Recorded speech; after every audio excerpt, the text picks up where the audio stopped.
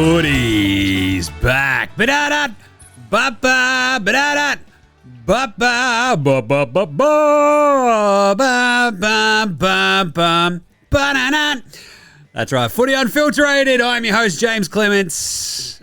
I know, smiling politely at the moment, having taken the entire family to a game of football for the first time ever, which I'll talk about in a second.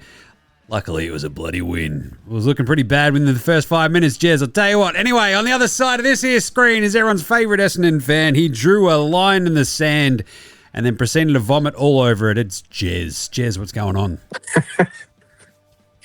Boo. Boo. Oh, wait, I'm not allowed to do that, am I? Oh, sorry. What's going on? Well, my team is garbage again. Flock of pigeons and a gas shortage. That's about it. Oh, back to normal, Jim. It is. It really is. Round 20 zone. We're doing this on a Sunday night, which is kind of fun, kind of fresh. Literally just watched the end of the Sunday Saints, fun day. Yeah, the Saints North game, and I've got 0 tins in me, which is a bit of a worry. But anyway, we're going to do our round 20 wrap. We've got some weekly awards. We've got some Yeah Nahs. We're going to do our Mount Rushmore of most punchable players in the AFL. And we've got the round 21 preview and picks. Some of these games are awesome. This week was a weird one because it had some really tasty matchups, but some of the games actually sort of stunk up the joint. So we'll talk about that. Yeah. So without further ado, let's get into it. It's Footy Without the Bull. It's Footy Unfilterated.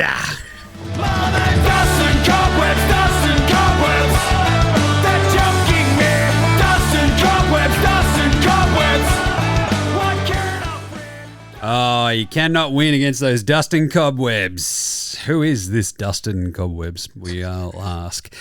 Jez. Essendon could use him. You get 25 touches on Essendon at the moment. What a week in footy it was. As per usual, it's a big week in footy. As you said, don't boo. Which is, I don't know, a fraught thing, apparently. I usually take the stance of let fans be fans, right? However, there are weird shades to that aspect.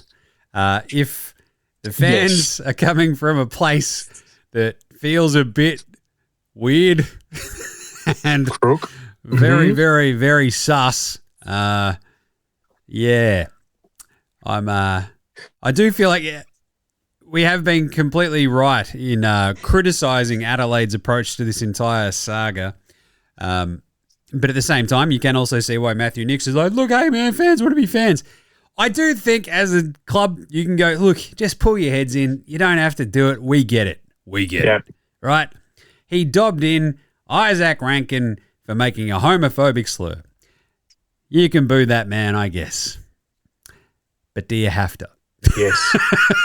Right. There's one thing that we all need to remember, Jim, is that they're from Adelaide and they're still only just working out what a mobile phone is and how to use it. So let's not judge them too harshly. When they catch up to us in 34 years' time, then maybe we can be critical of the way Adelaide's crowds are. But the one thing, in all seriousness, when the AFL and the media and everyone else who thinks they know everything about everything come out and say, oh, booing, you don't need to do it. Guess what normally happens, Jim? It gets worse. I believe, and we all, I don't want to touch on the Adam Goods saga too much because that's a bit, but what happened when the media and everyone kept coming out and saying they need to stop? Guess what? It got worse and worse and worse. So regardless, you see that one was a little bit different, but the more they carry on about it, the worse it gets. Just go, oh yeah, Adelaide fans being dickheads. Let's move on. I think you're onto something here. We should actually just be shaming the fans for being Adelaide fans more than anything.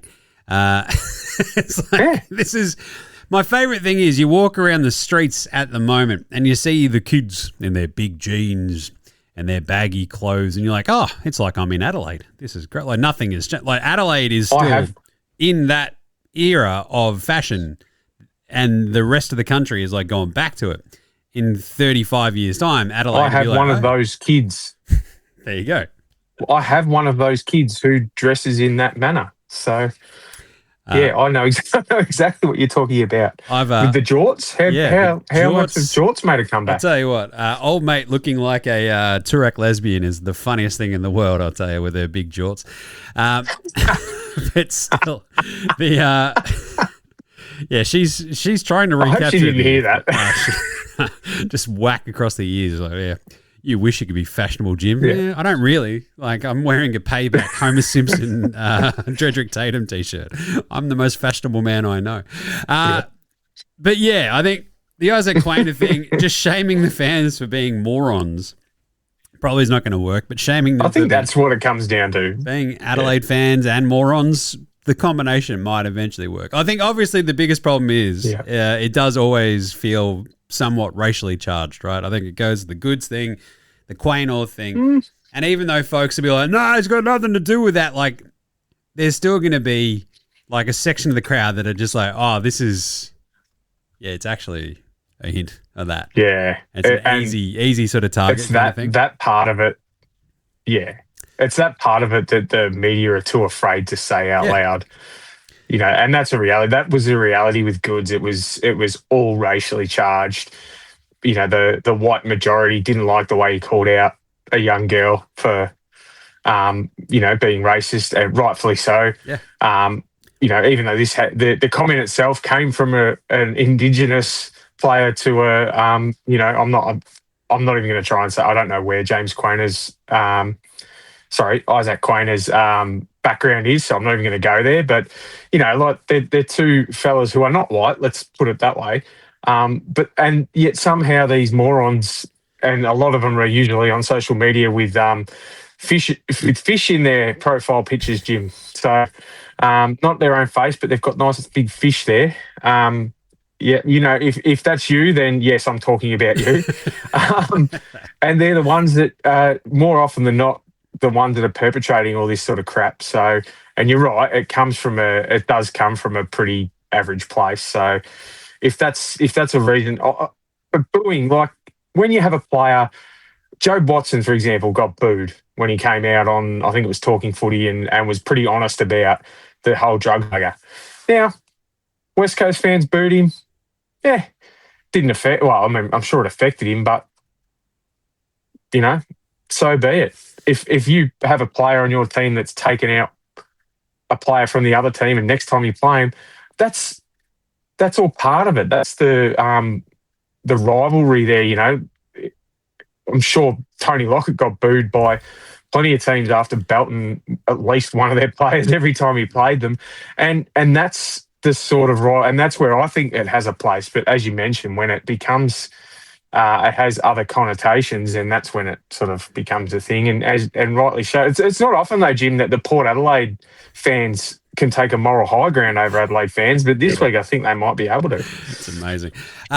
Look, I'm fully all about the boo. Like Braden Maynard should be booed every time he goes anywhere near the ball, just because he's a war criminal. Like that's 100% easy for me. But yeah, the Quaynor thing, the goods thing, always hated it.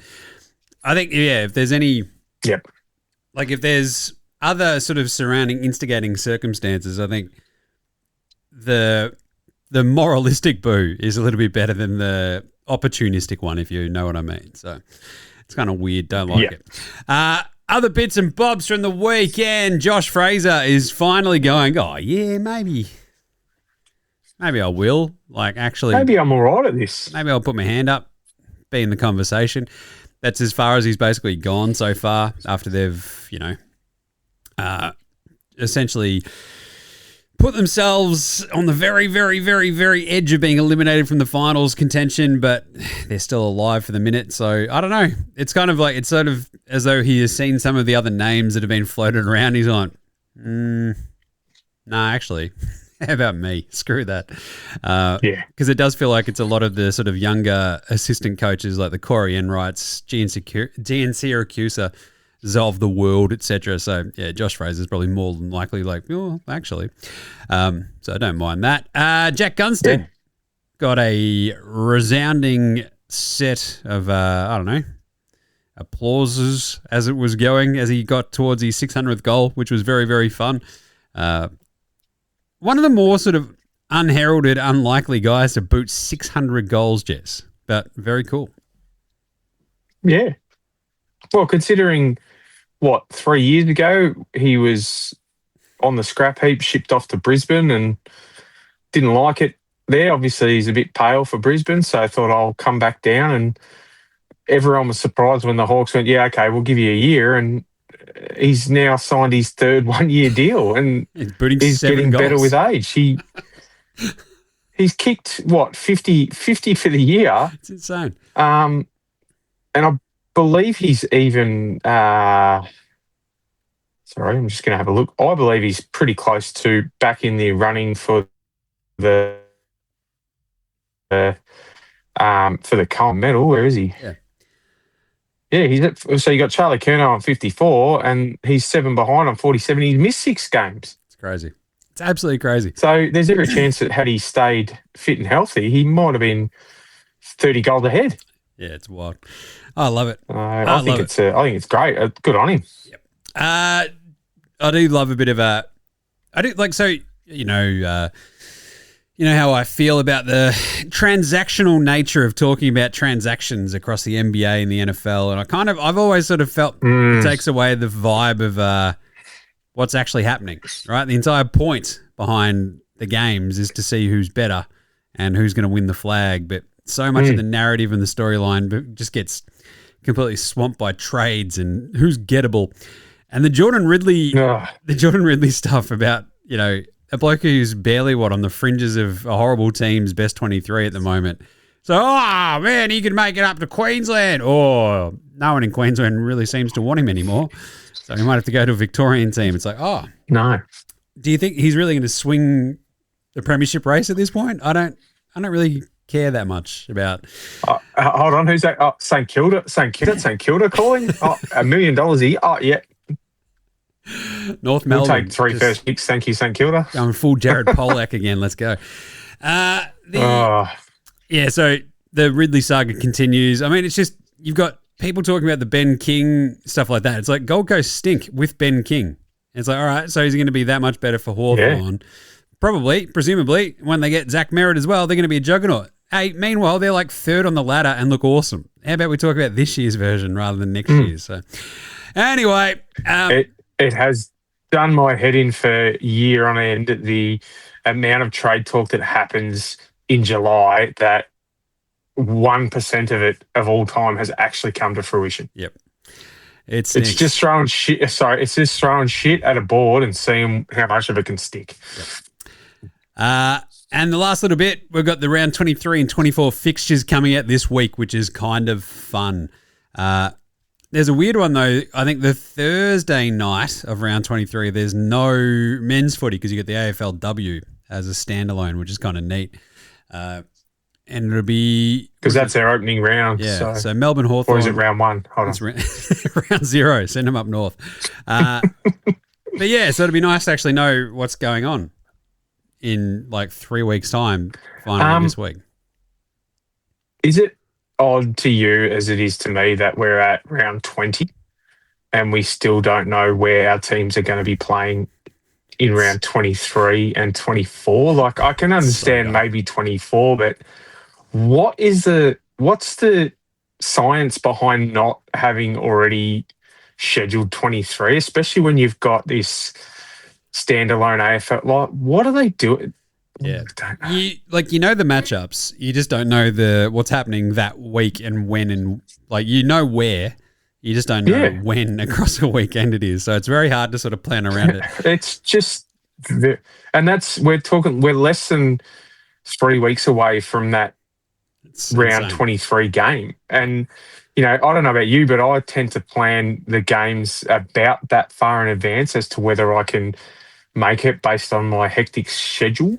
I'm certain that Ralph Wiggum is running the AFL behind the scenes, just sitting there eating blue sticks and Yeah, I'm pretty certain there's a Ralph Wiggum in there going, my cat's name is Mittens. Yeah, Andrew Dillon had stopped having blood noses if he just got his finger out of there. We've got we also got some reports. So true. Some reports out there. He still gets his hair cut in like the little big red car at the hairdressers, so that he's got Paw Patrol on the iPad there, just so he stands still and he gets that haircut.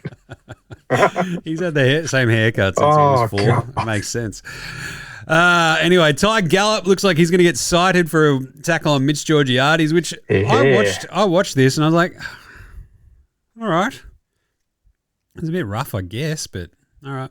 And the other injury sort of news from the weekend, the biggest one was Max King not being able to make it through his return game with hamstring awareness. I'm usually aware of my hamstrings and my groin and my Achilles and most of my assorted ailments. My knees, my shoulders, my that sucks arthritic fingers. Sorry, it wasn't about me, was it? But yeah, poor Max King, that stinks.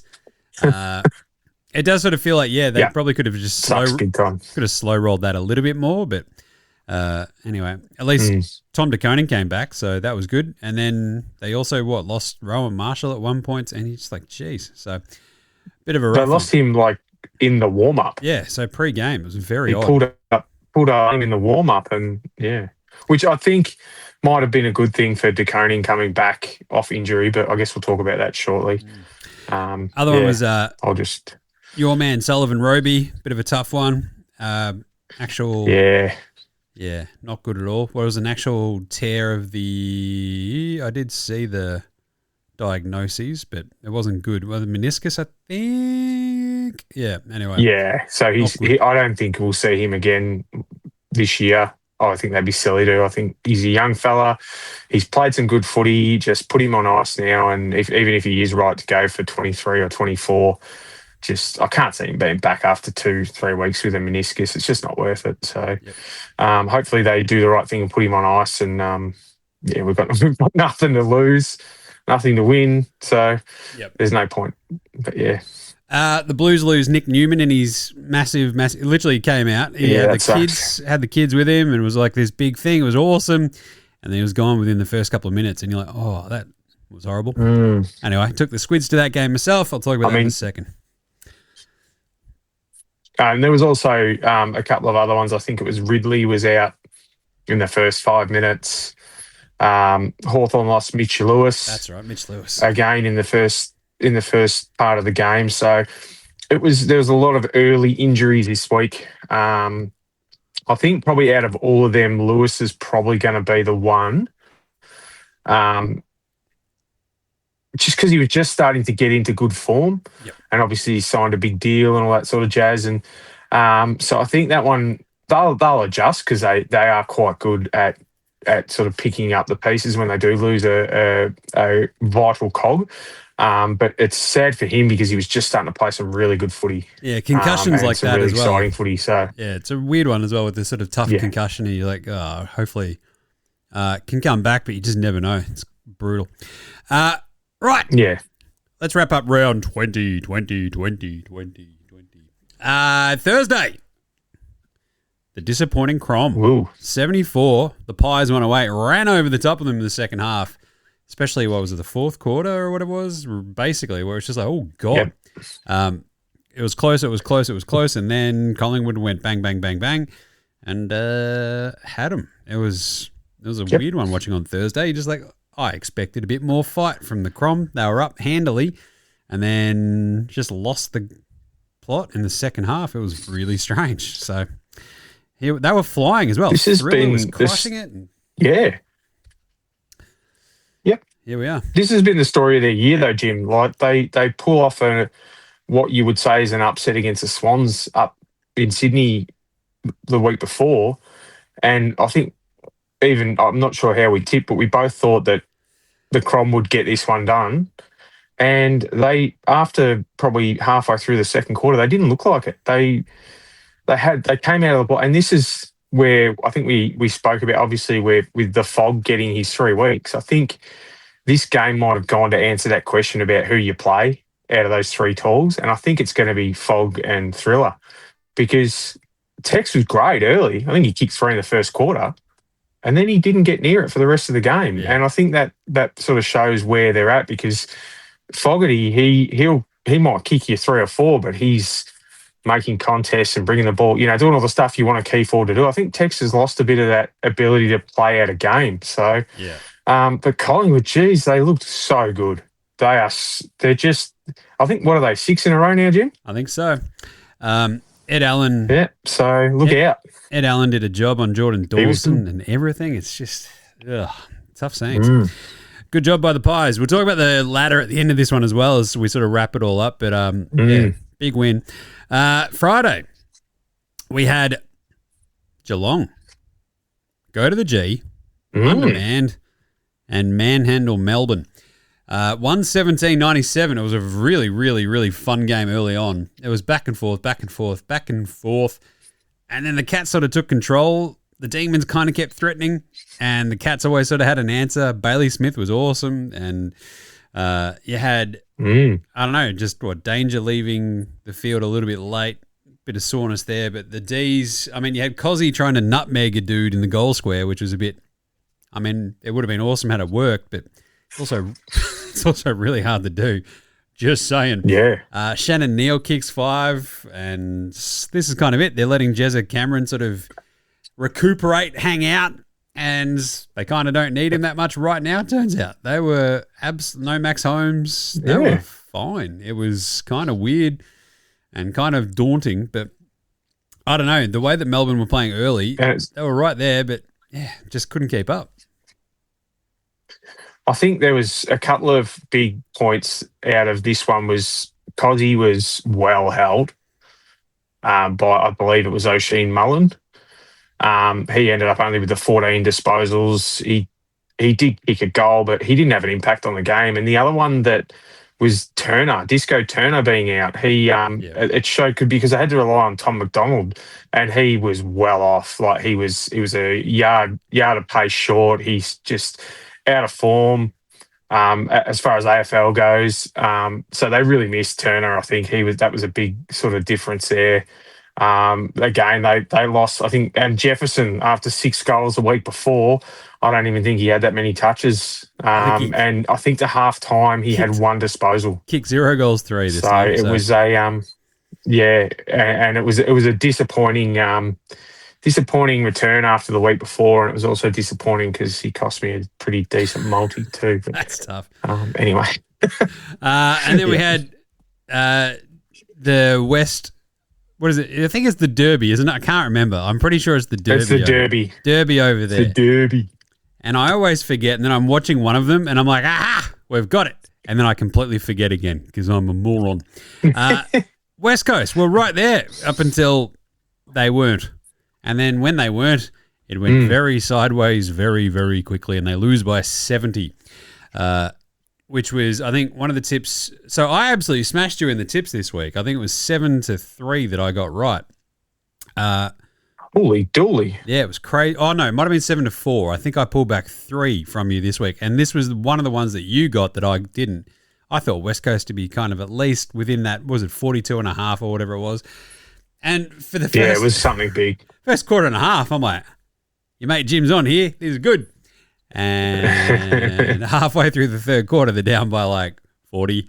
And then by the end of the game, they're down by 70. Yeah. And you're like, oh, this went bad very, very, very quickly. Caleb Sarong was everywhere. And, for once, Jaya did not a miss. Couldn't have miss. Did not a miss. He was, my old Italian nonna. It was I'm not Italian and I don't have a nonna, but if I did, that's what her name would be. I love it. This was just a bit of a old-fashioned smashing by Freo in there, and they just ran away with it. They were sort of doing as they willed. I was watching, flipping between these 2 games on Friday night, just going, oh, wow, West Coast is here. And it's like after halftime, I was like, oh, this is getting bad. And then you're just like, oh, I'm just going to keep watching more Geelong, Melbourne because this is not going very well. Freo doing the damn thing. Saturday, I took, the first family footy familial fantastical voyage, taking the Squid The baby squid to his first game of footy. Carlton 110, Gold Coast 97. Oh. Never in doubt. Oh. This was a wildly entertaining game. And I think the only entertaining game really of the Saturday, because the rest of the games were all a bit how you going. So got there pretty early, timed it out nicely. The baby squid, I know, was already kind of over it before the first bounce or the first throw up. But kept plying him with food and stuff like that. And he absolutely flipped out when we realised that the older squid had left behind the flag, the little Carlton flag that he had at the house. No. And then when the baby realised that the big one hadn't brought the flag, absolutely lost it. So old mate took him and got him another flag. Then he was kind of happy. Kind of. But he's 3.5 and nothing makes him happy.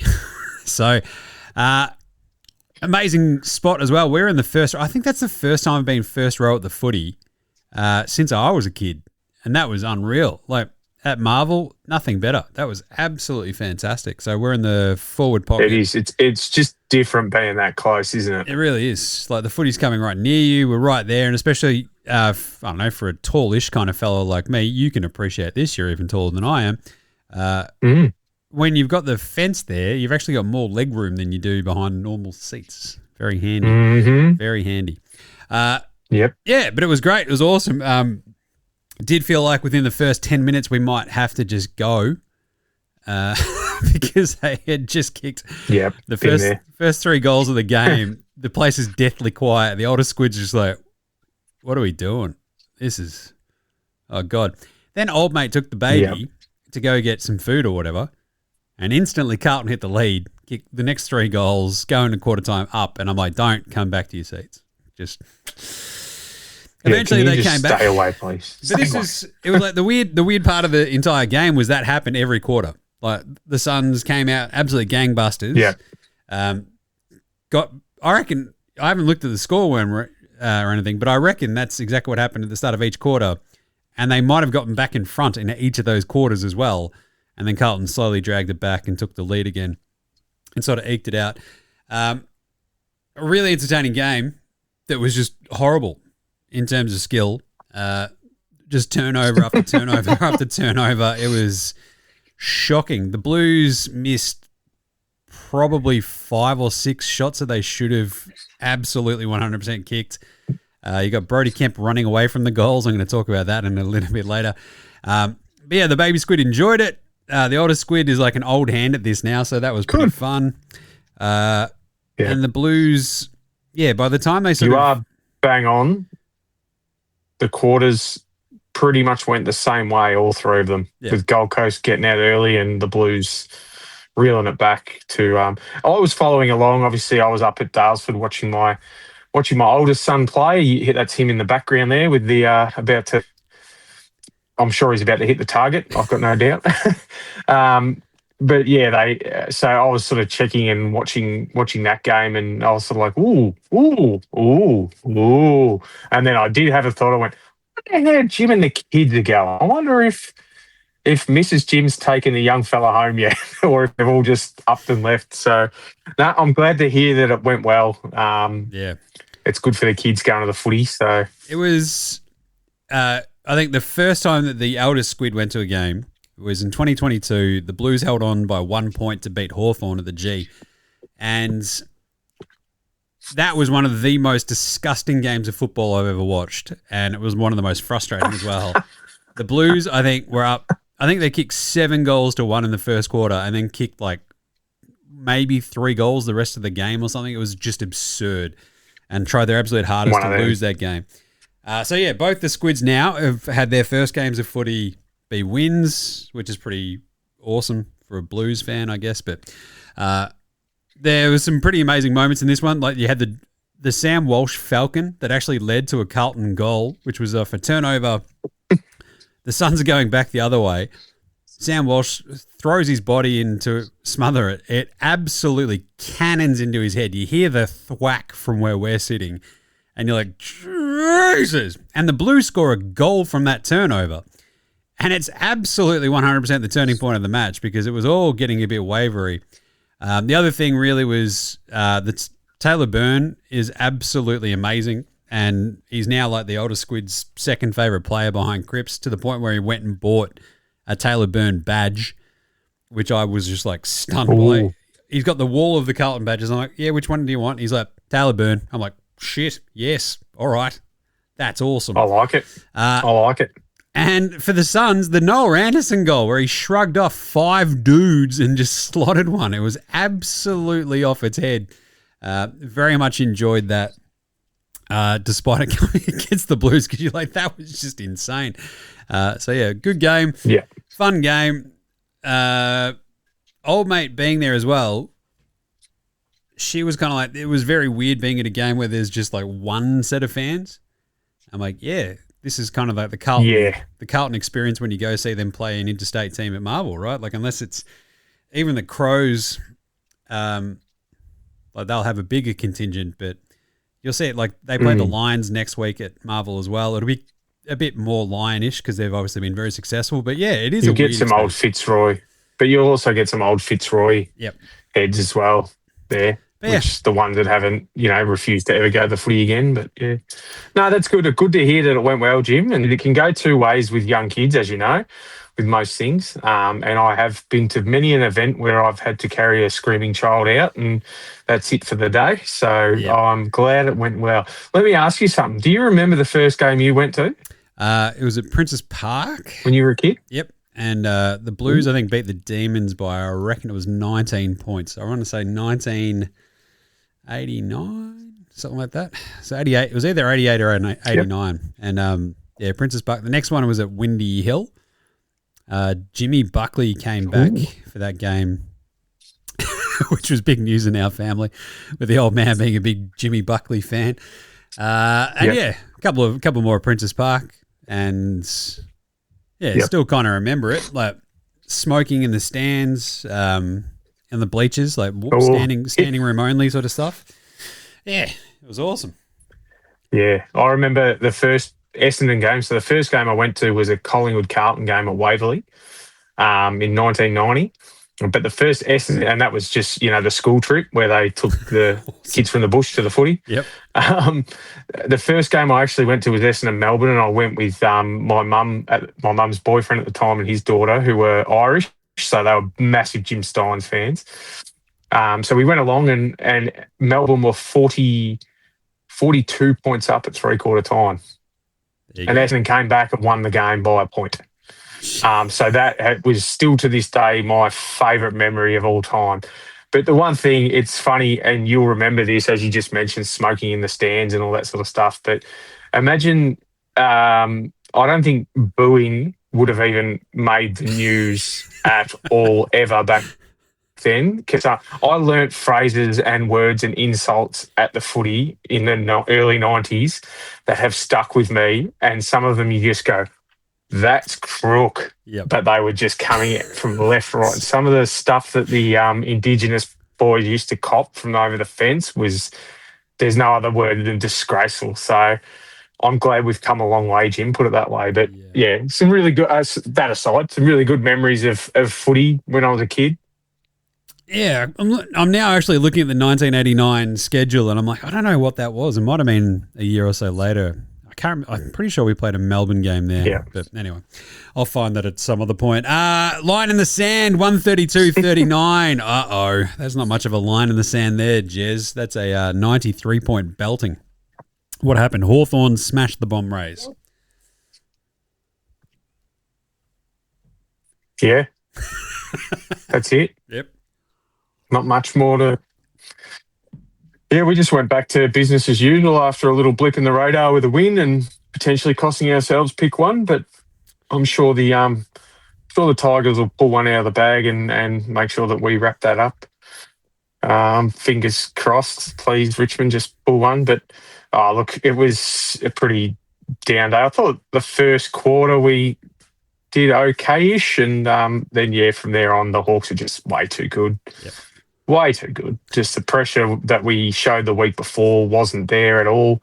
And that's hard. It's hard to bring that pressure when you play against a team who is that much better. And one of their trademarks is the pressure. So I think Hawthorn probably felt like they needed to really boost their percentage and have a really big sort of win that they can iron out a few of the kinks before they run into what's probably going to be a pretty big final series for them. So they had a nice easy one they can roll over the top of, and yeah, I kind of expected it, even though I hoped it wouldn't be the case. But here we are. And as I said, the rest of the game, Go Bombers! The rest of the game's not very good. Like Sydney smashed GWS in the derby, 139-88. Oh, yeah. Charlie kicked 4. They looked really, really good because what do? We came home from our game, had this on as I was prepping to do the NBA Australia Emergency LeBron show. Watching this, I'm like, oh, this game's over. And then you're just like, yeah, both these games are over. And then we went to the pub after I was done. Now we were just watching the end of these 2 games. You're like, this is just a horror show. So there you go. Swans absolutely outclassed them. Yep. GWS just nowhere to be found. You get that? And this is it. Like, just Finn Callahan stinking up, gets injured at the end. They're just missing too many dudes as well, it sort of seems like, and they've just hit a point of no return. And then later on, we have the Dogs 105, Richmond 48. And this is like the point where you start asking questions about Uze and going, oh, yeah. The Dogs don't look very good. We get that you're inexperienced, but it feels like there's a bit of talent there. There's still a couple of veterans hanging on, but they just kind of stink real bad, and they're not even playing vaguely interesting footy, Jez. Yeah, it's the Uze chatter has doubled in intensity over the last probably. It was getting loud before the game, and I think since the game it's even louder again.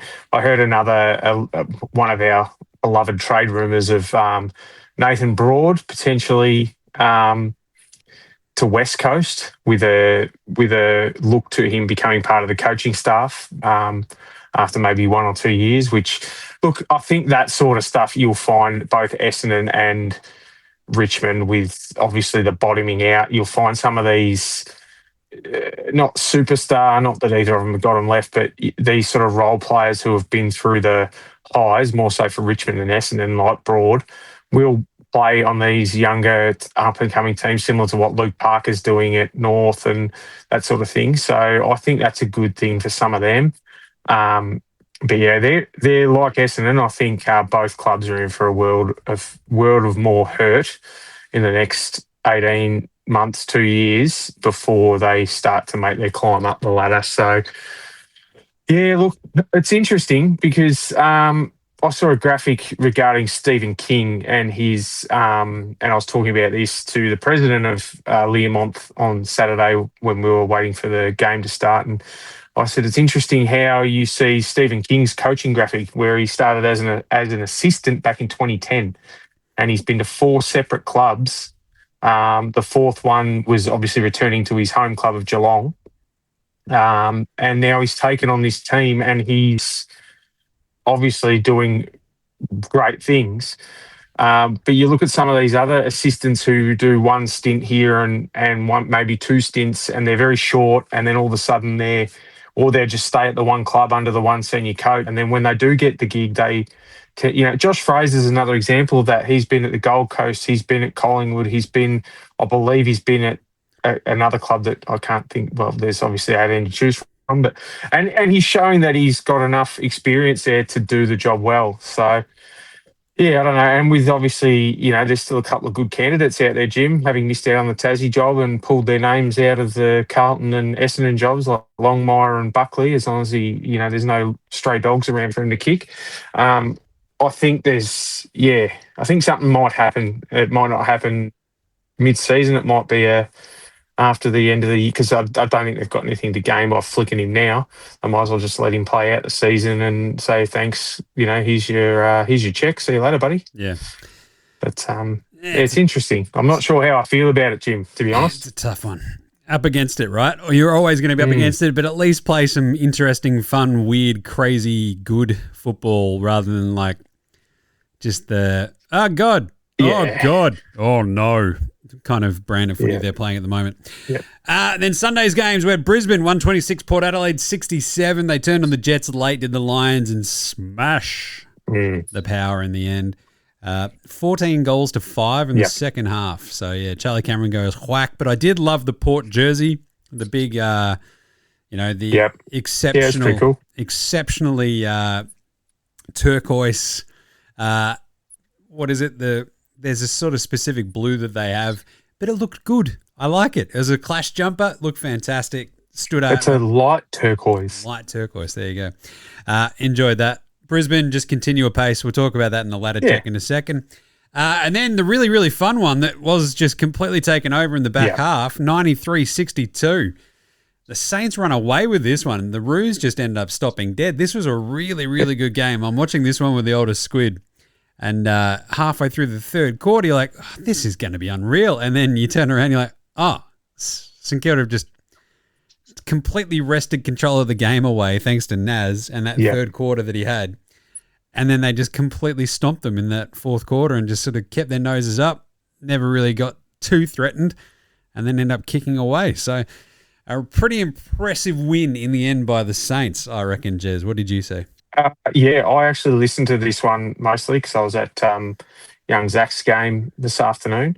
So I didn't watch any of it, but I listened along and I was very interested in some of the comments made around Naz in that I think he had 27 to halftime. And they were talking about how, he had 27, but he hadn't really had an impact. But it was that third quarter where I think he had 10 touches and a couple of goals, and then the last quarter where he ends up with 46 and 4 goals. And he just said, "Come on, fellas, and jump on me back." And I think it was no Naz, they don't win this game. Yep. As simple as that. And I think that's been some of when he's been on, he is the difference. I'm going to watch this again because I want to see the highlights of Naz, tearing them apart. And he's that sort of player. You can see why he's, being touted as that big dollar player, because what is he now, Jim? He's 22, 23? Yeah, and he's unreal. He's still a young buck. Imagine what he's going to be like when 23 years of age. He's played 100 games already, which is, pretty handy. I will be very interested to see how much of a superstar we rate him once he's played 200 games. He's going to be awesome. He's Port special. Adelaide. Awesome on Port Adelaide. As Bruce would say, special. That turquoise jumper would match his eyes. Right, let's do it. Ladder check. At the bottom. Start at the bottom now. We're here. Richmond and Essendon, 18 and 17. Not great. The Eagles and Port, 16 and 15. Port, 6 and 13. So I don't believe they're technically knocked out, but they are. Then you got the Suns, now 7 and 12 in 14th, and having lost, 8 straight now? 9 straight? It's, I think, it actually dates back, I think, to exactly the point where they had that big win in the Northern Territory and then went, look, I don't know if we want to, keep coming up here. It's like you've angered the footy gods now, and then they've lost a million straight games. It's crazy. North, that was the classic 8-point game today. So they're now 8 and 11, tied with the Giants, 8 and 11, in 12 and 13th, those two teams. So North and GWS now a game back of the Saints and the Blues, who were 10th and 11th at 9 and 10. Yeah. So the Saints having a pretty healthy percentage over the Blues. It's going to be a lot of hard work for the Carlton team to get up ahead of them. It sort of goes to the Carlton season that they've had, where it's a lot of sort of eke it out wins, and even the Gold Coast game where at the start of every quarter, as I pointed out, they were suddenly trailing. It's like, just can you smash a team just once? Even the West Coast game that I took the Squid to about a month ago or whatever, they didn't exactly smash them at West Coast. It ended up being a decent win, but not by 80 or something that you sort of need to get a couple of those under your belt. Even the Carlton Essendon and the Carlton Richmond games have been absolutely fraught as well. So pretty bad, and got no one to blame but themselves. Yeah, they haven't had that. that big win like Hawthorn had over Essendon, where they just dominated from start to finish and really put a team to the sword. So yeah, I think with those three, Carlton, GWS, I think North are done because they've obviously got Hawthorn this week. Their percentage is pretty low. The only thing for me, and I've got a bit of a yeah now about this, so I'm going to jump the gun on that one, is I reckon it's out of those 11, and the only reason why you could consider the GWS Giants as potential is because they've got a better percentage than Carlton, and they've got Port coming up. So knowing the gap between GWS's best and worst, they could either lose that game by a goal or win it by 100. Yep. And if they win it by 100, all of a sudden they're putting percentage pressure on the Saints.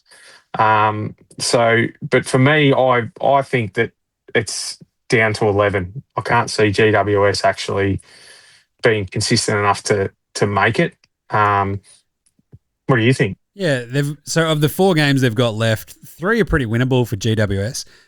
Because I think they've got – the problem is they are playing Port, but it is in Adelaide, which makes it a bit tougher.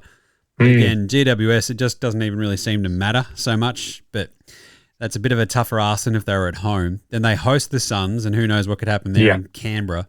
At home at NG for West Coast, and then final round, they got a tough one against Adelaide in Adelaide. So 3 fairly winnable ones there, you'd say. Whereas the Blues got a pretty tough run. North, it feels like their run is very, very hard. And the Saints, look, I think they're kind of... Yeah, I think North are cooked. Yeah. Whereas the Saints are in the driver's seat, though. They host Sydney this week. Then there's like the massive, massive, massive game on August 9, which is St Kilda Carlton. And then they go to the G against Richmond, and then they host the Suns. So, again, they've got, of their 4 games... They've got percentage in hand too. Yeah.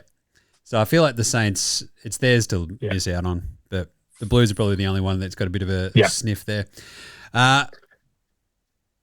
Above them on the rest of the ladder. So the Saints are in 10th at the moment, 9 and 10, with a 105.8 percentage ahead of the Blues 92.4. So they're pretty safe there with that.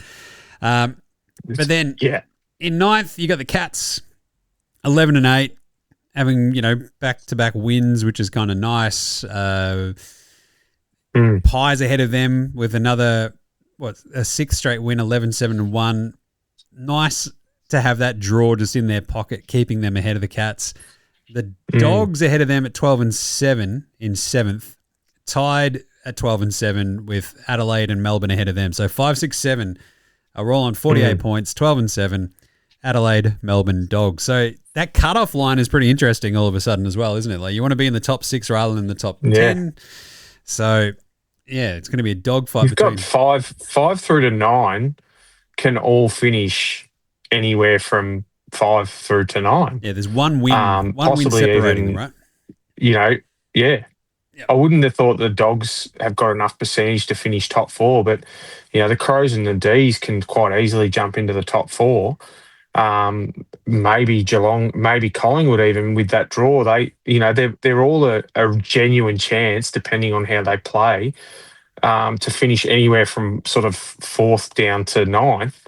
I reckon it's great. It's awesome. Gonna, and then as we're going to talk about soon, there's some really good matchups coming up too. Yeah. So the Lions sit by themselves at 13 and 6 because the Hawks are ahead of them with that draw in hand, 13, 5 and 1. And then the Swans 14 and 5 in second, and a dominant Dockers team that no one's talking about who is 17 and 2, and just absolutely crushing teams and laughing about it and having a great time. Flag mantle. It is Wharfie time. Like they're the most dominant team we've seen in like a million years, and they're crushing teams, but because they're Freo, everyone's kind of like, sure, let's see it, which is kind of funny. Yeah, it sucks, but there you go. So looking pretty good, but it's pretty crazy that 3 of the top 4 again non-Victorian teams. Only 2 of the top 6 are from Victoria, which is funny as well. So there you go. That's it. Round 20's ladder. Let's do some national competition, Jim. It's a national competition. Hashtag Vic bias. Let's do some awards. Oh, yeah. Gablett Areas. This one was easy. It's NAS. Unbelievable game. As you said, 27 to the half, but hadn't really stamped himself like, grabbing the game by the scruff of the neck, and then he did in the third quarter. 3 goals, 10 disposals, absolutely ran rampant. The goal that he kicked with the turnover, the one-hander, just absolutely amazing. Threatened to do it again late as well. 46 disposals and 4 goals in the end, and put the Roos to the sword. They couldn't do anything to stop him. It was absolutely unreal, Jez. Yeah, and I second that notion. All I can do is come up with a special mention because I reckon our mate, and I'll call him our mate. I know he torched your team, he's torched my team, but Nick Dacos just every week. I think watching that game, I think it was midway through the third quarter, he was on 15 disposals, and within 5 minutes he was up to 25, and he ended up with 39 and a goal. They made it hard for him too, Adelaide. They were going after him, and physically they were really, and he just went, yeah, look, that's cute, but I'm actually really good at this game, so you can hit me all you want, but I'm just going to beat you. Watch this. He's a freak. These are two absolute freaks of nature when it comes to playing footy, these two boys that we've just mentioned, Naz and Nick Dacos. And I just don't get how people can hate on them because they're just so fun to watch. Yep. How can you hate? The only reason you can hate Dacos is because he's Peter's son and he wears a Collingwood jumper. And believe me, as an Essendon supporter, nobody hates Peter Dacos more than me. But I actually love watching Nick Dacos play. It hurts me to say, but you can't hate on him. And Naz is the same. I love watching them play. They're just so exciting. I very much would have enjoyed Nick Dacos' game a little bit more if he had kicked one more goal. Because having him at 34 disposals and 2+ goals, I mean, just saying, it would have been pretty handy. Yeah. Other honourable mention, I mean, I could just do this for all of our awards from the game that I was at, but Cripps was amazing, but so was Sam Walsh in that game as well. It was good to see him have like a really good impact. Speed around the stoppages, he just adds like a completely different element, and Cripps had at least 4 different moments during that game. It was weird watching Petrarca and Cripps in the same game, and Petrarca sort of really trying his hardest to have like any sort of influence and not really being able to sort of muster it up, whereas Cripps was just monstering dudes left, right and centre. So that was pretty fun. Who am I buying a beer this week? It's obviously Nick Newman. 150th game, goes out almost straight away. Like as it happened as well, like you're sort of watching him, you're like, oh, that looked a bit janky. And he came from the field and like the ladies sitting next to us were all over the news and like, he's going down to the rooms. Oh, and I'm like, oh, this is great. It's like having SEN in my ear. And I think it's because one of them had SEN in her ear.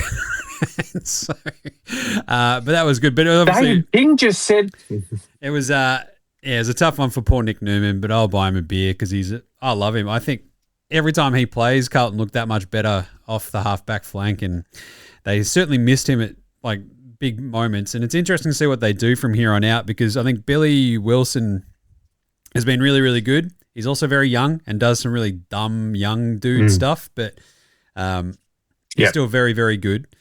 They still have Adam Sard is still, I think, in the VFL at the moment, so I assume he'd probably come back at some point, maybe. I don't know. But yeah, I'll buy Nick Newman a beer because that's a rough way to leave your 150th, I'll tell you. Yeah, sucks. Well, I am going to probably buy a beer for the number one unluckiest bloke of the year, I'm going to say. First game back in 756 days. Jeez. And he re-injured his hamstring, Max King. It's so long. And the two things that you love to see are, freakish players like Dacos and Naz that we've mentioned, and the big key forwards leading out, taking big pack marks and kicking goals. And that's what, when they're on, both Max and Ben King can do. And as fans, we've been robbed of not having this bloke on the park. Because you imagine, their forward line with him in it and fully firing with Naz kicking the ball to him, Brad Hill getting the ball. It would actually be a really entertaining, sort of game because their forward line would be so good. Yeah, so I really hope that he gets back this year, and it's not too much of a hamstring. The awareness is only minor rather than being, oh my God, my hamstring's exploding. Yeah. Yeah, it sucks. It just sucks. Yeah, not good. Old mate, no mates this week. Obviously, Petrarca versus Leo Lombard's the biggest one. That was pretty funny. Like, Petrarca probably should pull his head in and not, castigate a teenager on the field. And Leo Lombard should probably... Especially one who's as lethal as Leo Lombard. Exactly. Maybe also Leo could probably handball maybe once, but yeah. Yeah. Obviously, no love lost there. I think if I had an old mate, no mates, I'd probably be going with their coach at the moment, because he's obviously lost. Whether he's lost the team or he's lost control, I don't know, but he's just lost in general. I think he's probably regretting coming back to coaching right now. Yeah, it's a tough one. The Ben Mackay Spud of the Week. Brody Kemp, you're breaking my heart. Oh, my God. I was absolutely flabbergasted the two different times that Brody Kemp was running towards the goal and kicked backwards. So within, I want to say, 15 metres of the goals. The second one was directly in front of where we were, and I'm like, there's no defender in front of him. He didn't even look at the goals, Jez. He's like streaming in. He's won the ball, and he did kick it all the way across the face of goal, and I think that one was marked by, I want to say, Will Hayward or somebody, who then went back and slotted the goal, thank God. But the time before, he had been on the far pocket from where we were, had done the exact same thing, had a clear path just running towards the goal, outside of the boot, dribble it through, and you're laughing. Instead, tries to kick it across the face, dribbles it off his foot the wrong way, and turns the ball over. And I'm pretty sure that eventually ended in a Gold Coast goal, because it was just such a bad inboard kick. Like, going backwards that far from the goal when you're running into an open goal, it blew. Everybody there was just like, oh my God, this is absolutely brutal. And so those are two, like, he's just zero confidence in that whatsoever when he's like running around the field. And the other one was Lewis Young, who he's also a bit of an old mate, no mates, because God bless his cotton socks. But poor Lewis Young, everybody at Marvel Stadium, every Carlton fan, Lewis Young kicked one goal. It was like, that's unbelievable. Because the other times that he went to try to kick a goal, you're like, this could get, like, I'm going to cover, like, just make sure that it doesn't hit one of the squids, because who knows where it could go. And the apprehension in the crowd, Jez, is like nothing I've ever seen before, because everyone's cotton on that Lewis Young is not very good at football. And no, he's not. It was, not great. And he did, however, save the game at the very end, where he burned like over a minute off the clock, where he took a mark inside 50 and started his run up from inside, like, about the center circle. It was absolutely, it was the Harry Mackay burning 45 seconds off the clock about a month ago or whatever. That, but even worse. So that was pretty crazy. But yeah, Brody Kemp spudding it up was pretty well. tough. Yeah, thanks. It was pretty funny. But who have you got? Has anyone? So Brody Kemp is either very, very, very daft, or if he was a Pakistani cricketer bowling no balls, he'd probably end up in jail. He's either really daft or he's match fixing. There were different times where you're just like, are Carlton purposely throwing this game? What is happening? This is insane. Yeah, well. But yeah, Brody, not great. It was bonkers, absolutely bonkers. And the crowd's just reaction to him was hilarious, but the crowd's reaction to Lewis Young doing stuff was also hilarious. So yeah, a bit of a rough one for a couple of the Blues there. Who have you got there, Jess? All right. Well, I've got two. And last week, one of them didn't play, and the other one kicked 7 goals in the reserves. This week, one of them got rewarded for not being good enough to play VFL by getting a game in the AFL. His name, believe it or not, is Ben Mackay. He played 90% of the game and managed to get 5 disposals. The other fella's name is Nick Cox. He managed to get 9 disposals, but could not do anything with it. So it's probably more of an honourable mention for him. But what the hell, Ben Mackay? Like, what the hell? Like, why did we? They picked him because we lost Nick Bryan as a ruck option, and he had 1 hit out, 5 disposals, and a mark. Unbelievable. In 90% of game time, Jim. Not 20% of game time. In 90% of... I could do that. I could actually do that. I believe I could get those exact stats in my current... And I'm not an AFL ruckman anymore. But it's pathetic is what it is. He is... But we need Malcolm Blight to come out and call him pathetic. That's how bad he's going. It's just, I don't think I'm going to give it to anyone else if he plays for the rest of the year. I think it's just going to be Ben Mackay. I like that you're pressing them. No one's done worse than him. Pressing the Malcolm Blight button is a big call as well. It's like you got to press the Malcolm Blight button in the direst of circumstances, and I think it's gotten there. Yeah, I think that's where we're at. I think you might have to get that on the machine over there, Jim. And whenever we mention Ben Mackay, that drop comes straight after. I don't mind it.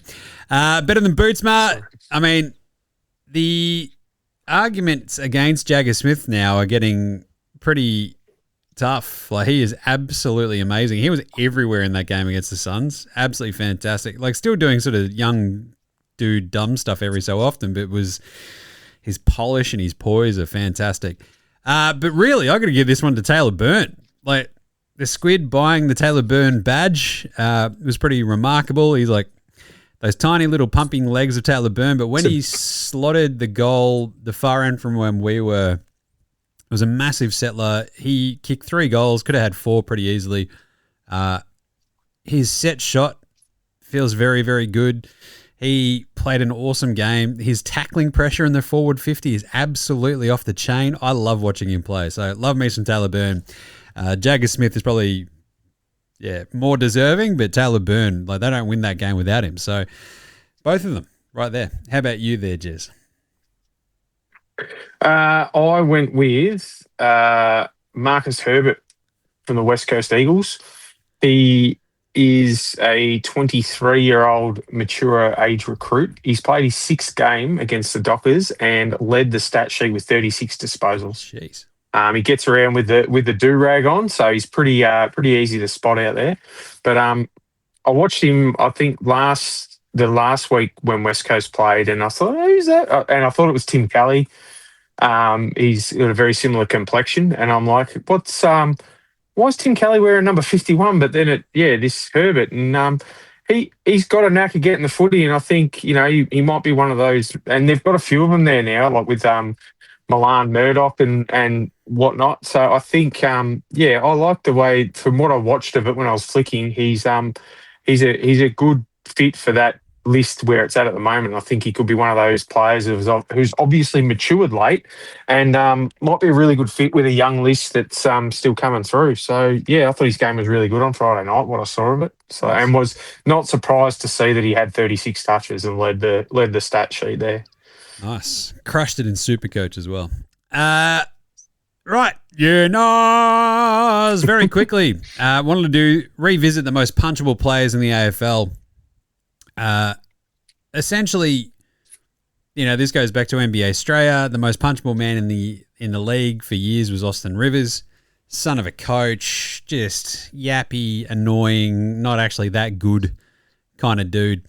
A little bit different with the AFL. Like, in terms of father-son stuff, it's a little bit different, but you still have your yappers. And, I think Tom Papley was the first one brought up, and so he was easily first cab off the rank for me. Like, essentially, these are the players you hate to play against. You hate them, and if they're on your team, as you said last week, right, you love them. And Papley is exactly you love him. So Papley, I think, with a rocket, the most punchable man in the AFL. I then have Shea Bolton, number 2. Just a lot of this comes back to the Richmond Carlton days, though. So this is a little bit more personal, I think. He's very, very good, and he's very fun to watch when he's actually on.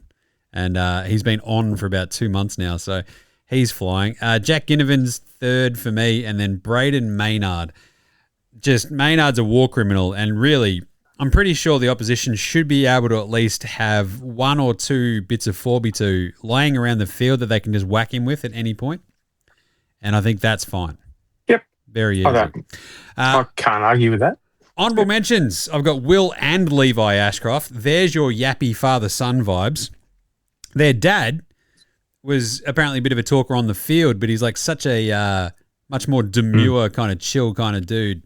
Whereas they've got the big flowing locks and, 2-time Norm Smith medalist. The look at me locks. Exactly. But yeah, the vibes, they're just very, very good though, so it's a bit tough.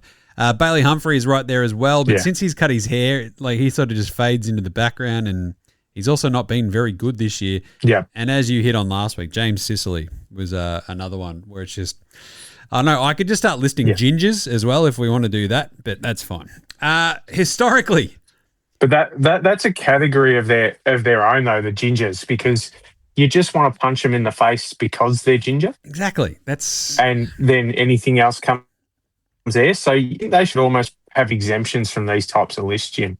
And, I mean, you've obviously got the final say there, being the president of said club. Yep. But I have to, when it's not grey, I do have tinges of red through the beard. So I've got a little bit of a say, but I'll leave it to you to make the final call on that one. I like it. You're actually like almost quite literally being grandfathered in. The idea, however, of like the gingers and the punchable ones. Rory Lobb is an interesting one that I thought about throwing in there as well. And when he dyed his hair red, the only thing I could think of was like, hey, my culture is not your costume. Come on. I don't know if you can do this. This is... Yeah. It just makes me a bit angry. So, yeah, I've got a bit of a, burr in my saddle about Rory Lobb. Historically, how did you feel about these 4? Stephen Milne, obviously number 1 with a bullet, most punchable man in the AFL. Brian Lake. Yep. I feel like if you were playing against Brian Lake, he's like the most punchable opposition player you could probably go against. He would have been the most annoying dude to play on. That's a bit cool. I reckon. Stevie J, another obvious most punchable one for me. And Dermy was the other one, where I feel like the pretty boy prancing around kind of vibe. Another one that I thought of was like Gary Rowan. But again, that's another ginger one. So you're trying to like break apart the ginger. Exemption. Yeah. Break apart from the ginger, from the annoyance, and it's hard to do, and here we are. But I don't know. Have you got any other ones? I think Dermy falls under the exemption because he's a true ginger. Part ranger, I believe. Yep. So the true Derm, but as soon as he dyed his hair, it's I've got my top 5 in no particular order for the current players. I do have Levi only up there. I don't mind Will. I think Levi's got that. If you touch me, my brother will bash you. My dad's a lawyer, kind of. Yep. Yeah, my dad's here too. He's a cop. James Sicily, obviously. He's a big one for me. I used to, when he was at Collingwood, I would have had Ginnivan in that list, but I actually think he's matured a little bit as he's been at since he's gotten to Hawthorn. But as far as current in the league, I'm going to go out of the box a little bit. I'm going to throw Ross Lyon in there as a coach because when he sits there looking all smug when St Kilda have just beaten, the bottom side by 100 points and acted as if he's the God's gift to coaching, I just want to go and drop one on his chin. And the other one who he's one of these players, and I think there's a lot of fans, probably Bulldogs fans, that probably feel this way the most, but he's that one that if he was on your team, you would love him because he'd be your best player, but when he's not and he's tearing your team apart, but Toby Green. Yeah. I think Toby Green is one that when he plays well against your team, you're just like, geez, I'd love to knock that bloke out. Yep. And when he plays poorly, you're like, thank God. So they're my current ones. Historically, There's a bloke who was a pretty dirty tagger who played for the Fremantle Dockers called Ryan Crowley. And he had a teammate, and these two, they can be a package deal, of Hayden Ballantyne, who was probably the Western version of Stephen Milne, was a little goal kicker and, just an absolute little grub. Look, there's so many over history that you could throw in. I just had a couple in my head, and they've just popped out. But those ones for me, look, where do you stop, Jim? You could go with commentators, and probably most of them I'd love to. John Ralph could probably get one or two on there. Peter Dacos was always one that I wanted to, from watching him tear us apart in 1990. I'd be happy to. That whole 1990 Collingwood team, I'd have all got punchable faces as far as 8-year-old me is concerned. So, because that's definitely what I wanted to do after that game. And even players like Wayne Carey, the arrogance that he used to strut around. I love watching him, but when he played Essendon and tore us up, it was no love at all. So it's a good. I want to see people get out there and give us their top 5 most punchable of all time. Can be current or historical. I think that we could get some interesting comments on the socials there, Jim. I like that. The Ross Lyon one's very good because I still believe St Kilda have not beaten anybody who was above them on the ladder this year. I believe you. Pretty remarkable. So if you go back through their fixture, they have beaten GWS, Port Adelaide, West Coast, Carlton, Richmond, GWS again, Essendon, Port Adelaide again, and now North. That's it. They haven't beaten anybody above them, which is pretty remarkable. So, pull your head in, Ross. Just chill. Yeah. We might leave some more Yeah Nahs until next week. We'll just do some more wrap-ups of some, some awards here and there. But let's do our round 21 preview.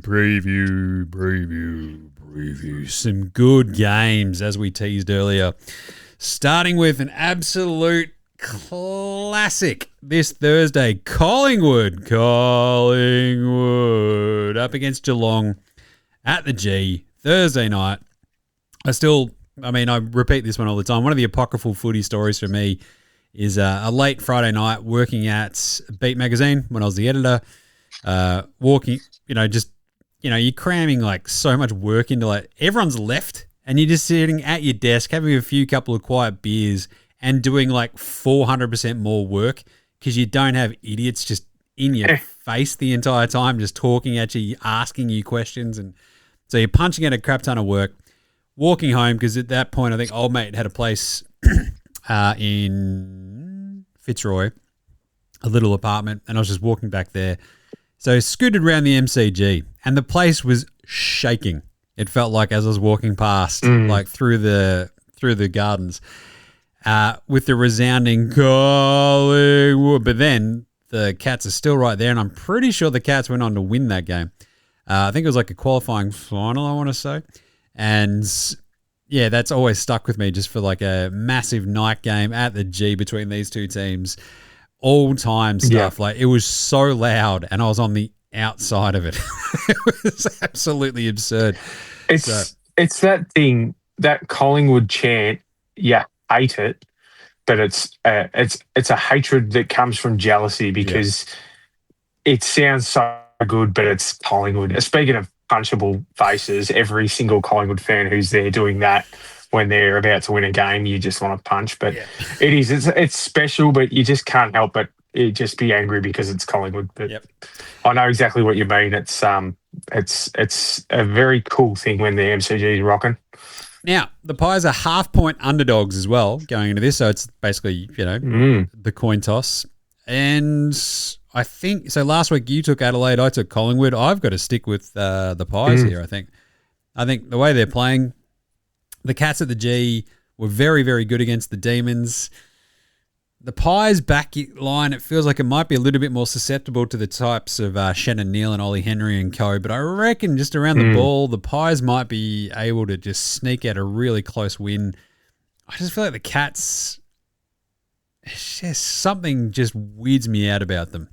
I don't know what it is. The Cats have got, they've got I think there's something about the teams who are older and wiser will do better against the Cats, I think, because they have the same experience as what the Cats, and that's what won the game for the Cats on Friday night, was their experience. Their older heads, you sort of got them against a relatively young team in Melbourne, and I think Collingwood being a similar type of team, I think will help. But I'm actually going to go. I know I was generous last week in giving you a chance to catch up. So, but I'm going to go the Cats because I think this one will go either way. And this is another 8-point game, Jim. It is because the team that loses can basically kiss their top 4 chance goodbye, and it might even be tough for them to finish in the top 6. Yeah. So it's going to be a massive game. I'm pumped for this one. I really want to. I really can't wait to get home from whatever I'll have to do, no doubt, on Thursday, so I can just get into watching it. It's going to be a cracker. Yeah, my only qualm about taking Collingwood is, like, watching them against the Crom. Like, where their goals were coming from were just very... Like, it wasn't exactly, like, lead up, target, lead up, target, lead up. It was a lot of scrappy, opportunistic sort of stuff. But they were also peppering the inside 50s and, executing really, really well.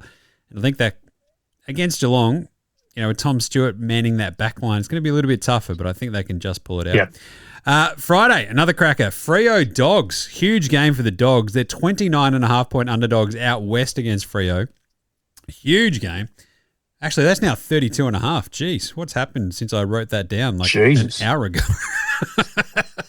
That's wild. That's mental. We think about this game. Out at Optus, the Dogs, can they keep it within 5 goals? Maybe. I think they need to. They have to, right? I think if they're sitting in 7th, but the percentage is what's hurting them. And if they lose too many of those games, they could quite easily find themselves in 11th. So I think they need to keep it close. So, I'm going to go the Doggies to keep it close. I think they might be able to. And look, Freo will just get 5 goals up and coast, or they'll allow the Dogs to hang with them and then just kick away late. But I think the Dogs they need to win this one, so I think they'll probably play it away and keep it close. Yep. The last 3 games between these two teams have all been won by Freo, but by 12, 15. And 16 points. So 32.5 feels a little bit stretchy, even though the Dockers are playing a bit too much. Awesomely. But let's go the Dogs. I'm going the Dogs as well. Yeah. Saturday, St Kilda, Sydney, Australia. Weird one because you just, I don't know, it's always really tough to sort of figure out what the Swans are going to do when they play at Marvel. And the Saints. A lot has been made about the fact after their bye they don't have to leave Victoria, and this is part of the advantage. They do play late on Sunday against the Roos. They play the early Saturday game, but they are at home again, and they're 13.5-point underdogs here. Jez, what do you reckon? Do you like Sydney down here?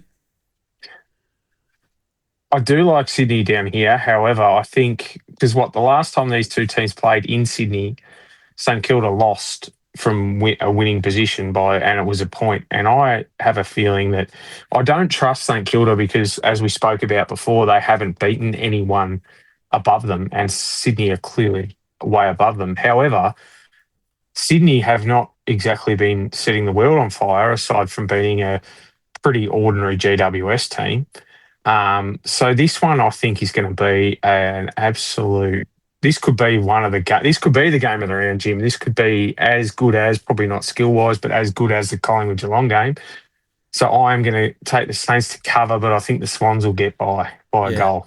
I'm taking the Saints as well to cover. I think Sydney still win it because, again, last 3 games, they've been decided by 2 points, 5 points, 2 points.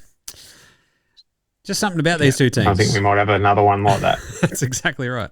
Then we have Hawthorn North, the Clarko Bowl.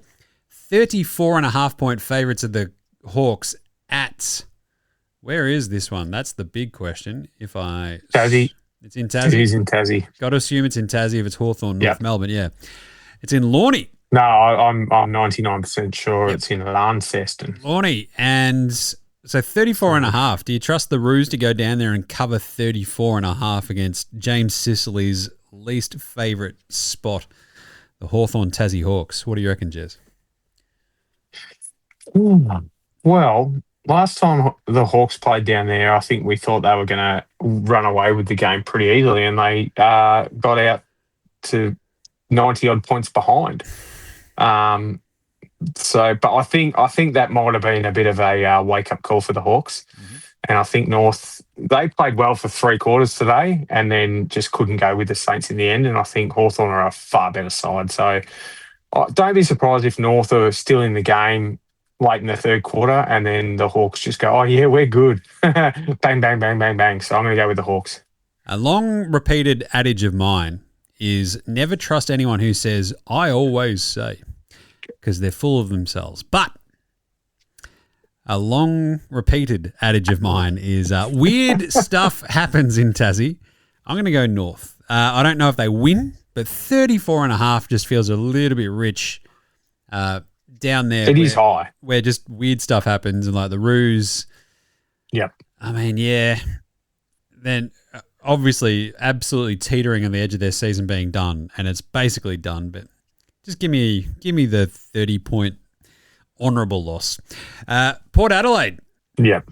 GWS. So the Power hosting the Giants, as we mentioned earlier, like it's a winnable game for the Giants. They're half-point underdogs, the Giants, in Adelaide. Saturday afternoon. It's a really interesting game. Can GWS just guess, I reckon? Like who has any clue about what's going to happen in this game? I think I might go GWS. Maybe. Yeah, I think I'm going to go GWS with no confidence at all. Ugh. Because I think when GWS are, when people write them off, that's when they pull out a ridiculous win. For example, the Dockers win. Mm-hmm. But in saying that, I got no idea. I don't know. Port Adelaide could easily pop up and, they played well for half a game today. They took the Dockers to, most of the way, only got done by 5 goals. So they're not going to roll over and go, oh yeah, here's me tummy, just give it a rub and I'll go to sleep. It's going to be a very interesting game. So I'm going to go with the Giants because I think they'll probably turn up this week because they've obviously been on holidays for a couple of weeks. But, this will be the one where they turn around and kick 15 goals in the first quarter or something like that. So I'm going to go with the Giants also, Jim. Yeah, they're like me. They've been in tropical Queensland for a couple of weeks and just not paying attention to anything going on. Tropical Jim. That's it. They went full tropical, and you never go full tropical Jim, I'm just saying. How about... Wait, that's Port Adelaide. How about GWS and their last 10 matches at Adelaide Oval? They have beaten... Well, actually, if we go to this one. All right, GWS 52-34. GWS lost last year. Gross. That's horrible. 94-78. I hope it's not one of them. GWS lost the 2024. GWS beat them 93-70. 136-85 to Power in 23. 71. Yeah, they've sort of split them, so it's not like a disaster zone, really. But no. Yeah, they've lost the last couple. A bit of a historical one for you. GWS's first win was against Port Adelaide in Adelaide. Nice. So how's that for a stat off the top of the head? The top of the bonds, not bad. The Blues host the Lions, 24.5-point underdogs at Carlton at the old Marvel Stadium. Jeez, if the Blues had Harry Mackay, you'd feel a little bit maybe better about this, but I don't think they've got much of a chance at even covering that. I think so. The way Brisbane are playing. I think Brisbane Yeah, I think if we had a half-time line, I'd maybe take Carlton to cover, but I reckon it might be very similar to today's game for the Lions. They'll let me around for a bit and then go, oh, yeah, we're one of the last two flags. See ya. Well, I just think about the Carlton backline trying to cover the, not even like Logan Morris, but like Charlie Cameron and like Oscar Allen is still, on the fringes again. And if he's back, it's just, they're going to get cooked, I reckon. Well, you've got Draper who's coming into form and pushing forward, and you've got the Ashcrofts who love kicking a goal. Yeah, Draper's goal out of the mid, grabbing it out of the ruck today was absolutely off its head. We then have an absolute barn burner on Sunday afternoon. Richmond, West Coast at the G. There will be 27 people at this game. And and they'll be employed. The Tigers are half-point favourites against the Eagles. I don't get this at all. Like, I don't care how bad West Coast are. Like, Richmond have given me absolutely nothing to believe in the last little bit. So I'm going to go the Eagles to cover the half-point as an underdog. So I'm going West Coast. I really, really, really want Richmond to win this game because then we get the number one pick. But I think that West Coast will probably get this one done. They're bad. Well, they're bad as far as ladder position and wins go, but they're not Essendon and Richmond bad West Coast. So I think they will probably win this one quite easily. Yep. Then we have the Petrarca Bowl. Gold Coast hosting the Demons up at People's First. So that is above the 27th parallel, don't forget. Unfortunately, the 27th parallel has been failing me of late. So, they are, the Suns, 3.5-point underdogs at home. And that's a really low number, I think, compared to where these two teams are at. The Suns having lost 1 million games in a row. The Demons playing very well. But the Demons obviously not really too crash hot away from home this year. They lose their first game of the G this year on Friday night. But 3.5 is a bit, how you going? I think I'll take the D's. I think it's going to depend on who they get back from injury because I think, as I mentioned in the wraps, Disco Turner is a massive out. And I think if he's not back in and they've got to rely on Tom McDonald to play down back, I reckon the Suns might snap their streak. So I'm just going to go for the Gold Coast. I think something's got to change, and I think that the D's they've been up for so long that I think they might drop a couple. Especially with the injuries they've got. That's a good point. Yeah, it's so hard though. It's usually I'm going to go for the Suns. It's usually around this time as well, right? The teams that we sort of came into the season having maybe not sky high expectations, but teams that like outperform what we sort of thought of them. Mm-hmm. And if they take a couple on the chin here and there, it's usually around this time each season where it sort of really starts dropping off, and you're like, see, we weren't too far off in our preseason prognostications, and this could easily be one of those ones. Exactly. Yeah, like. The Petrarca-ness of it, I don't know if that really impacts things too much, but I think Melbourne... I don't think it does, no. Melbourne on balance should win, but... Yeah, I'm sticking with that because I've just had a look and Turner's out 2 to 4 weeks with broken ribs, so he's not going to be back. And they've got Giath, who's a test. So if he doesn't come up, then they're basically relying on Jake Lever and Tom McDonald, which, as I said, I think Tom McDonald may play his last game, whenever that is this year. And, with the forward talent that the Gold Coast Suns have got, even though they haven't really fired, they should be able to beat them quite easily. And I think that it might just be after all the stuff that's happened in the last... especially the last fortnight with all the stuff coming in, I think they'll something's got to give, and I reckon it might be this week where they pull one out, and so nice. Let's go Fold Coast. Yeah, I've your got beloved Suns.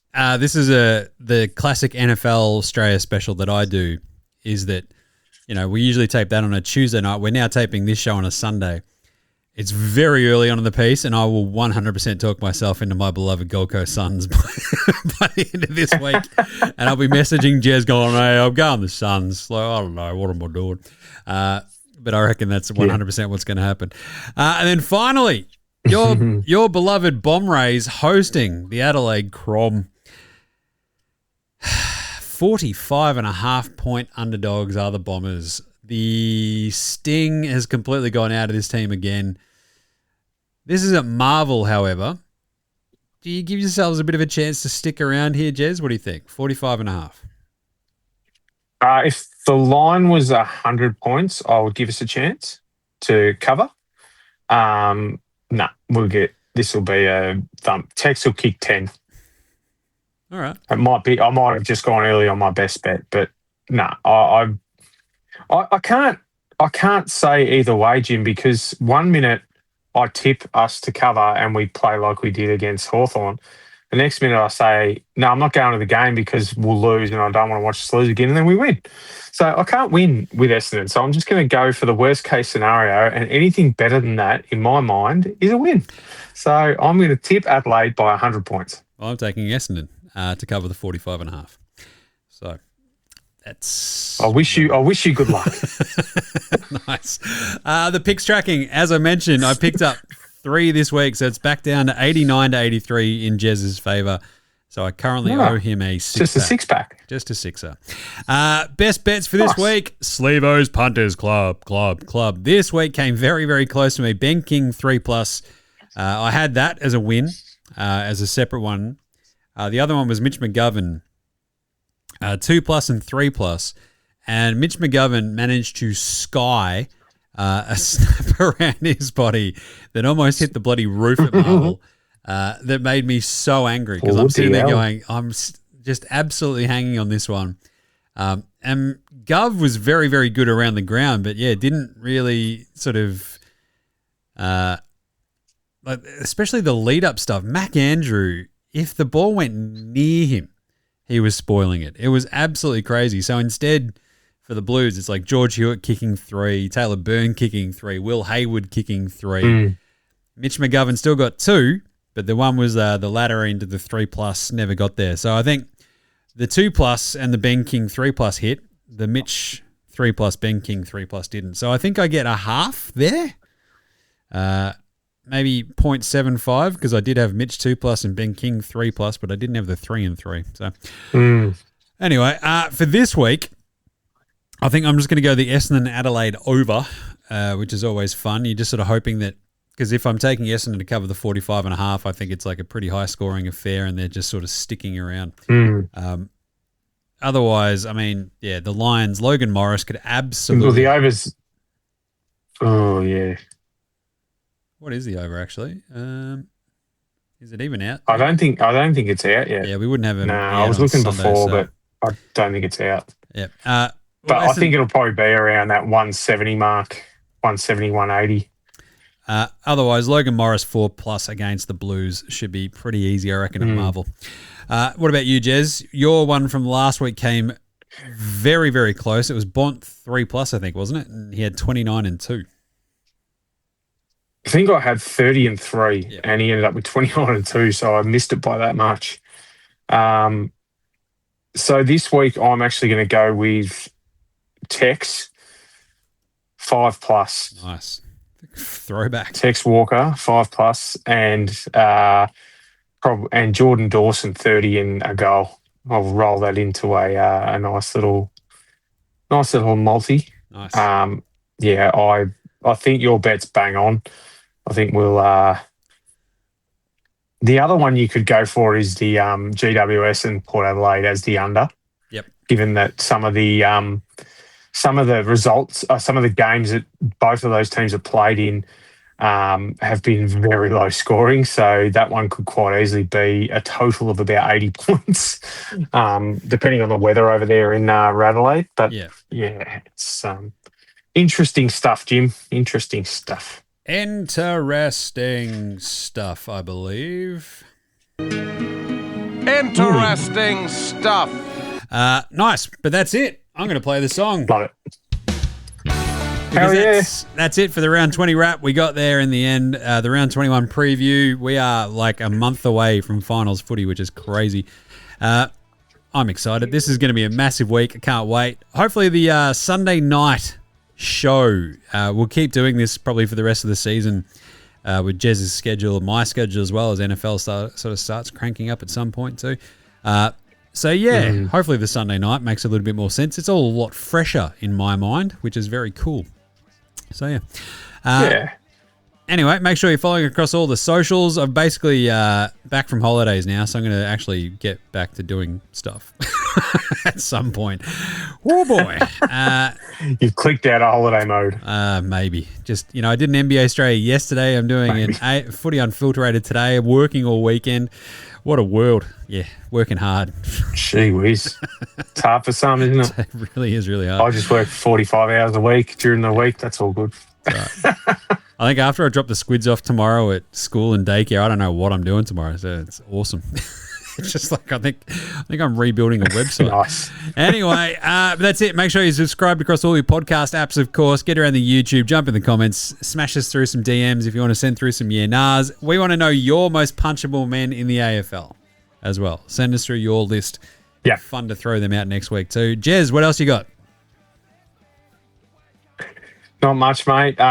We've got finals starting up for my boys. Young Zach's team are guaranteed a top 2 finish, so they've got one game left and into finals, which is awesome.